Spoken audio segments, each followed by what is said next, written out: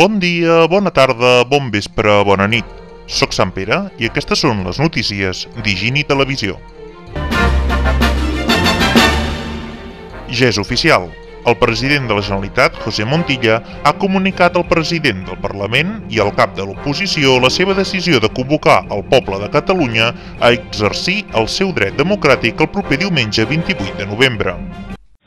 La meva decisió de convocar el poble de Catalunya a exercir el seu dret democràtic el proper diumenge 28 de novembre.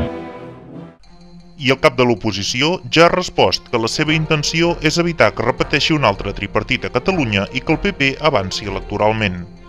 Hem d'evitar que hi torni a haver un altre tripartit a Catalunya i hem d'evitar que el PP avanci electoralment a Catalunya. Les dues coses juntes.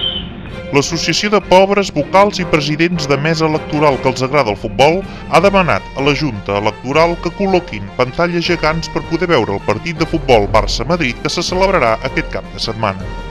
Així doncs, ja ha començat la carrera electoral. La fotografia de sortida l'ha feta aquesta vegada una enquesta del diari La Vanguardia, segons la qual Iniciativa per Catalunya, l'única força política que alça la bandera del tripartit, mantindria els seus resultats amb 12 escons.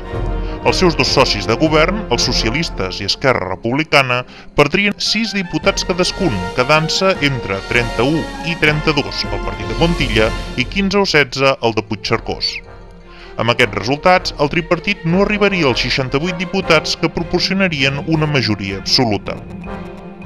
Convergència i Unió augmentaria considerablement els seus resultats passant de 48 a 60 o 61 diputats, però tampoc arribaria a la majoria absoluta, fet que els obligaria a pactar amb un altre partit o, com han anunciat, governar en minoria amb acords puntuals.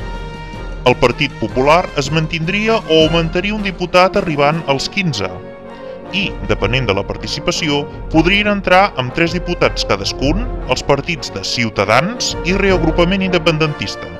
Segons l'enquesta, el nou partit de Laporta no entraria al Parlament. Aquesta és la foto de sortida, però encara queden unes quantes setmanes i podria passar de tot. Però de moment, això és tot per avui. Ens podeu trobar a les 24 hores a higinihierrero.cat. Us mantindrem informats.